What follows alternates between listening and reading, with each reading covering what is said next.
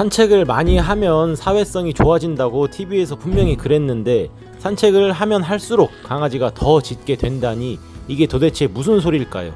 다른 개나 사람을 보고 짖고 흥분하거나 사회성이 부족해서 소심한 강아지를 기르시는 보호자님들의 대부분은 매일 1시간 이상 산책을 시켜주면 부족했던 사회성이 길러지고 짖음이나 성격이 나아질 거라고 생각하실 겁니다. 여기에 부가적으로 매일 1시간씩 2시간씩 밖에서 걷고 뛰게 해서 넘치는 에너지를 쫙 빼줘야만 집에 와서 얌전해진다고 믿으시죠. 하지만 보호자님들의 그 헌신적인 1시간의 산책이 내 강아지의 사회성을 길러주거나 짖음을 멈추게 하기는커녕 오히려 강아지를 더 예민하고 더 사납게 만들고 있다는 사실을 이 영상을 통해 알려드리려고 합니다. 지난 영상에서는 밖에서 짖는 강아지들의 예민함을 근본적으로 낮추기 위해서 하루 종일 머무는 집 안에서의 규칙과 환경 세팅부터 전면적으로 바꿔야 한다고 강조드렸습니다. 영상을 보고 집 안에서 사람 옆에 찰싹 붙어있지 못하게 거리를 두고 자기만의 지정된 자리에서 차분하게 기다리는 연습을 시작하셨다면 이제 그 차분함을 가지고 밖으로 나갈 차례입니다. 도대체 밖에서는 어떻게 환경을 세팅하고 대처해야 매일같이 밖에서 짖고 흥분하는 이 악순환을 끊어낼 수 있을지 오늘 영상에서 여러분들이 그동안 실수했던 산책에서의 실수들을 짚어드리고 우리 강아지가 두려움을 내려놓고 세상을 편안하게 느끼게 해줄 산책법을 모두 알려드리도록 하겠습니다. 첫 번째, 산책은 얼마나 오래 했는지가 아니라 얼마나 평안하게 했는지가 중요합니다. 정말 많은 보호자님들께서 산책을 많이 할수록 좋다고 생각하시거나 정해진 시간과 거리를 채워야만 보호자로서의 책임을 다했다고 생각하십니다. 하지만 예민하고 짖음이 심한 아이들에게 산책은 얼마나 오래 많이 걸었느냐의 양적인 문제가 되어서는 절대 안 됩니다. 철저하게 얼마나 두려움 없이 편안함을 느끼느냐를 따지는 질적인 문제가 되어야만 하죠. 주변에서 아주 흔하게 볼 수 있는 두 가지 산책 모습을 비교해 보겠습니다. 먼저 권장하지 않는 최악의 산책 사례입니다. 사회성이 부족해서 한껏 긴장한 강아지를 데리고 아파트 단지나 좁은 골목길을 지나서 배달 오토바이가 지나다니고 낯선 사람들과 산책하는 강아지들이 북적이는 산책로까지 쉴 새 없이 걷습니다. 강아지는 사방에서 언제 튀어나올지 모르는 자극들을 경계하느라 꼬리가 말려 들어가 있거나 반대로 극도로 흥분해서 줄을 팽팽하게 당기며 헥헥거립니다. 다른 개라도 마주치는 순간 짖고 달려드는 강아지를 보호자님은 사람들의 눈치를 보면서 안 되라고 소리치고 통제하느라 당황하게 되시죠. 이렇게 전쟁 같은 시간의 행군을 마치 숙제하듯 끝내고 보호자님은 녹초가 돼서 집에 돌아옵니다. 반면에 진짜 훌륭한 산책 사례는 이렇습니다. 집에서 딱 10분 거리에 조용하고 넓은 공원 벤치에 가만히 앉아 있습니다. 오늘은 단 10m 정도만 걸었을 뿐 그저 한자리에 머물러 있습니다. 하지만 강아지는 보호자 옆에 편안하게 엎드려서 부는 바람 냄새를 맡고 저 멀리서 지나가는 사람이나 강아지를 그저 가만히 쳐다봅니다. 눈빛은 부드럽고 동공은 흔들리지 않으며 꼬리는 편안하게 내려가 있습니다. 이렇게 밖에서 딱 15분 정도만 편안하게 머물다가 집으로 돌아옵니다. 이 두 가지 사례 중 예민한 강아지의 정서와 짖음 문제를 개선하는 데 진짜 도움이 되는 것은 압도적으로 후자인 딱 15분가량의 편안한 산책입니다. 왜 그럴까요? 바깥 세상이 낯설고 무서운 자극으로 가득하다고 느끼는 강아지에게 사방을 경계하며 억지로 1시간을 걷는 시간은 결코 운동이나 사회성 발달의 시간이 될 수 없습니다. 자극이 쏟아지는 복잡한 길에서 이리저리 치이면서 긴장 상태로 오랫동안 걸을수록 뇌에서는 엄청난 양의 스트레스 호르몬이 뿜어져 나오고 교감신경이 날카롭게 곤두섭니다. 결국 1시간의 산책을 통해서 강아지가 얻은 것은 우리 집 현관문 바깥 세상은 온갖 무서운 자극투성이라는 것과 아주 작은 소리에도 예민하게 짖어대는 뇌 회로의 발달인 겁니다. 반대로 자극이 통제된 안전한 곳에 멈춰서서 편안하게 세상을 관찰한 15분은 어떨까요? 스스로 냄새를 맡고 주변을 여유롭게 살피는 과정에서 부교감 신경이 활성화돼서 심장박동이 편안해집니다. 강아지의 뇌는 비로소 밖에서도 이렇게 가만히 있으니 나를 위협하는 일은 일어나지 않는구나, 여기 꽤나 안전하네 라는 긍정적인 데이터를 차곡차곡 쌓게 됩니다. 강아지의 꼬리가 말려 들어가지 않고 눈빛이 불안하게 흔들리지 않는 편안한 상태를 유지하는 것, 그 짧지만 완벽하게 편안한 순간을 뇌에 각인시켜주는 것이 진짜 양질의 산책이자 짖음을 근본적으로 멈추게 하는 가장 과학적인 훈련법입니다. 오늘 하루 10분밖에 산책을 못했다고 강아지에게 미안해하실 필요가 전혀 없습니다. 단 한 번도 짖지 않고 세상을 긍정적이고 편안하게 느낀 이 10분이 두려움에 덜덜 떨고 흥분 상태로 억지로 걸었던 1시간보다 수백 배, 수천 배 더 가치 있는 산책이기 때문입니다. 두 번째, 산책의 목적을 에너지 발산해서 보호자와 여유 있는 시간을 보내는 것으로 완전히 바꾸세요. 따라서 반드시 기억하셔야 할 점은 바로 산책의 목적 자체를 근본적으로 뒤집어야 한다는 것입니다. 산책의 목적을 무작정 걷고 뛰어다니는 에너지 발산에서 밖에서도 당황하지 않고 보호자와 여유 있는 시간을 보내는 것으로 완전히 바꾸셔야 됩니다. 밖에서 예민하게 짖고 흥분하는 강아지들의 문제 행동을 고쳐보겠다면서 매일 강아지가 헥헥거릴 때까지 체력을 소진시키는 것은 결코 올바른 해결책이 아닙니다. 우리 산책의 궁극적인 목표는 체력을 방진시켜서 피곤에 지쳐 쓰러지게 만드는 것이 아니라 밖에서도 강아지가 가만히 세상을 바라보고 이해하고 느끼는 과정을 통해서 편안함과 행복을 느끼게 도와주는 것, 즉 어떤 자극 앞에서도 튀어나가지 않고 멈춰설 수 있는 여유로움을 함께 공유하는 것이 진짜 목적이어야 합니다. 리드줄은 느슨하게 떨어져 있고 보호자는 강아지의 상태를 편안하게 수용합니다. 걷다가 강아지가 어떤 냄새에 집중하면 보호자님도 잠시 멈춰서 강아지가 세상을 탐색할 시간을 줍니다. 멀리서 낯선 개가 다가올 때는 당황해서 줄을 낚아채고 도망치거나 소리치지 않고 강아지 옆에서 별일 아니라는 무언의 안심을 보내줍니다. 혹여나 강아지가 자극을 견디지 못하고 짖으려고 하면 보호자님은 침착하게 강아지를 데리고 충분히 거리를 벌려줍니다.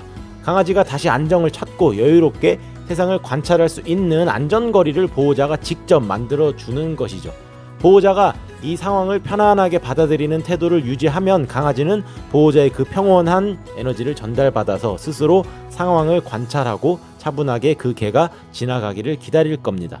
흥분도가 머리끝까지 차오른 상태에서는 강아지 스스로 이성적인 판단을 내리는 것이 아예 불가능해집니다. 평소라면 그냥 쳐다보고 넘어갈 자극에도 이미 극도로 높아져 있는 텐션 때문에 과도하게 놀라고 맹렬하게 짖어버리는 것이죠. 만약 1시간 넘게 뛰는 산책을 해서 체력이 떨어지면 집으로 돌아가서 기절하듯이 잘 수는 있겠지만 그것이 짖음 문제의 원인을 해결한 것이 아니라 몸이 피곤해서 일시적으로 방전된 것일 뿐이죠. 반면 보호자가 밖에서 여유를 함께 즐기는 산책은 강아지의 뇌 구조 자체를 바꿉니다.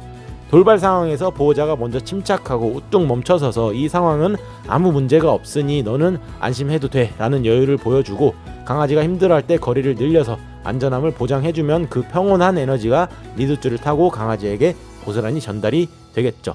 강아지는 두려움을 억지로 참는 것이 아니라 보호자의 든든하고 침착한 태도 아래서 스스로 흥분을 가라앉히는 감정 조절 능력을 배우게 됩니다. 바깥 세상이 항상 긴장하고 에너지를 소진해야 하는 전쟁터가 아니라 보호자가 나를 지켜주고 조절해주는 안전한 공간이라는 것을 스스로 깨닫게 되는 것이죠. 이것이 바로 우리가 밖에서 짖는 강아지를 위해서 산책의 목적을 체력 방전에서 함께하는 여유로 완전히 갈아엎어야만 하는 이유입니다. 세 번째, 사방이 뻥 뚫린 넓은 공간으로 가세요. 앞서 말씀드린 편안한 산책과 보호자의 여유를 실제로 가능하게 만드는 가장 중요한 물리적 조건은 바로 장소입니다. 짖음이 있는 강아지를 데리고 나갈 때 사람들의 눈치가 보여서 혹은 돌발 상황이 무서워서 자꾸 구석진 곳이나 좁은 길로 강아지를 숨기려고 하지 마세요. 오히려 사방이 뻥 뚫려서 시야가 확보된 넓은 광장이나 공원 한복판으로 당당하게 나가셔야 합니다. 예민한 강아지에게 가장 큰 심리적 안정감을 주는 것은 보호자의 간식도 다정한 말 한마디도 아닌 바로 충분히 확보된 시야와 거리이기 때문입니다. 우리가 흔히 범하는 장소 선택의 오류와 정답을 비교해 보겠습니다. 짖는 개를 키우는 많은 보호자님들이 선택하는 코스는 보통 아파트 단지 내의 좁은 화단 옆길 혹은 인적이 드문 좁은 골목길입니다. 사람이 없으니까 안전하겠지라고 생각하며 산책을 하실 겁니다. 하지만 이런 곳은 사각지대가 너무나 많습니다. 좁은 골목 코너를 돌자마자 바로 앞에서 갑자기 배달 오토바이가 지나가거나 차 사이에서 낯선 사람이 툭 튀어나옵니다. 이때 강아지는 도망칠 곳이 없다는 압박감을 느끼게 될 거고요. 그리고 살기 위해서 온 힘을 다해 짖고 달려드는 것이죠. 보호자는 당황해서 강아지를 벽으로 밀어붙이거나 줄을 짧게 잡으면서 더 큰 압박을 주게 되고 그 장소는 강아지에게 지옥으로 각인이 됩니다. 반면 훈련을 제대로 이해한 보호자님들은 탁 트인 축구장 옆 잔디밭이나 아주 넓은 공원 광장으로 향합니다. 사방 50m 이내에 나를 갑자기 놀라게 할 장애물이 없는 곳이죠. 저 멀리서 다른 강아지가 나타나도 내 반려견은 미리 인지할 수가 있습니다. 저기 멀리 뭐가 오네. 근데 아직 멀었으니까 괜찮아 라고 생각하면서 마음의 준비를 할 시간을 갖게 되죠. 보호자 역시 미리 자극을 발견하고 강아지가 흥분하기 전에 여유롭게 옆으로 비껴가거나 멈춰서서 관찰할 기회를 줄 수도 있습니다. 강아지는 넓은 공간이 주는 개방감 덕분에 훨씬 더 느긋하게 코를 땅에 박고 냄새를 맡으며 낯선 자극을 위협이 아닌 경치로 받아들이기 시작합니다. 왜 좁은 곳보다 넓은 곳이 짖음 교정에 훨씬 유리할까요? 그것은 동물의 본능인 도주거리와 관련이 있습니다. 강아지에게는 자기 몸을 보호하기 위한 심리적 안전거리가 있습니다. 이걸 전문 용어로 도주거리라고 하는데요. 모든 동물은 자신을 위협할 수 있는 대상으로부터 일정 거리가 확보되지 않으면 생존을 위해서 공격 혹은 도피 중 하나를 선택해야 합니다. 그런데 리드줄에 묶여있는 강아지는 도망칠 수가 없습니다. 특히 좁은 길이나 건물 코너 같은 곳에서 도망칠 통로조차 막혀있다고 느끼죠. 이때 뇌의 편도체는 비상벨을 울리고 강아지는 도망갈 수 없으니 차라리 내가 먼저 공격해서 상대를 쫓아내야겠다는 전략을 세웁니다. 이것이 바로 우리가 보이는 맹렬한 짖음의 본질이죠. 하지만 사방이 뻥 뚫린 넓은 장소에 가면 이야기가 확실히 달라집니다. 거리 자체가 안전벨트 역할을 해주기 때문이죠. 충분한 거리가 있으면 강아지의 뇌는 본능적인 공포 시스템을 잠시 끄고 이성적인 사고를 담당하는 전두엽을 가동할 수 있게 됩니다. 저 개가 지금 나한테 오고 있나? 아니네, 그냥 지나가는구나 라는 데이터를 스스로 수집하고 학습을 할 여유가 생기는 것이죠. 즉 넓은 공간은 단순히 산책하기 편한 곳이 아니라 강아지가 짖지 않고도 외부 자극을 편안하게 관찰할 수 있는 최소한의 학습 환경을 제공하는 것입니다. 오늘부터는 강아지와 산책을 하실 때 우리 강아지가 안심하고 세상을 바라볼 수 있는 넓은 야외 환경을 찾아보시면 좋겠습니다. 마지막으로 성공적인 산책을 했는지 확인할 수 있는 방법을 짧게 알려드리고 마무리하도록 하겠습니다. 성공적인 산책의 핵심 지표는 산책 중 강아지가 자발적으로 보호자를 쳐다보는지 확인하는 것입니다. 외부 자극에 과민하게 반응하는 강아지의 뇌는 주변 환경을 탐색하고 경계하는 데 모든 에너지를 집중합니다. 이때 강아지는 교감신경이 활성화된 생존 모드 상태이고 옆에 있는 보호자에게 주의력을 할당한 여유가 전혀 없습니다. 반면 강아지가 걷는 도중 스스로 고개를 돌려서 보호자를 확인한다는 것은 현재 강아지의 뇌 흥분도가 낮고 외부 자극보다 보호자의 신호를 우선순위에 둘 수 있을 만큼 정서적으로 안정되었다는 객관적인 행동의 근거로 볼 수 있겠습니다. 주의할 점은 보호자가 이름을 불러서 강제적으로 끌어낸 눈맞춤이 아니라 강아지가 스스로 판단해서 보호자를 쳐다보는 자발적인 시선이어야 한다는 것입니다. 오늘 산책 중 이런 장면이 단 한 번이라도 관찰되었다면 해당 산책은 강아지가 긍정적인 학습을 수행한 성공적인 산책이라고 평가할 수 있겠습니다. 정리해보겠습니다.